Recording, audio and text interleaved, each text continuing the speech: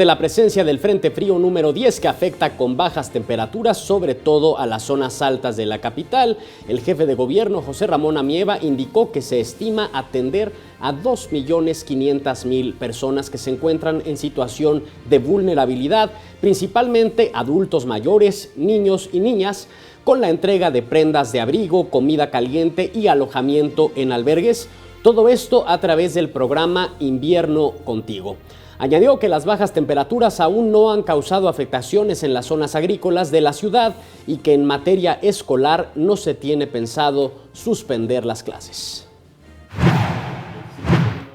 Las personas que nosotros tenemos considerados y a quien va dirigida las acciones de esta campaña son 2,5 millones de personas en situación de vulnerabilidad, por ser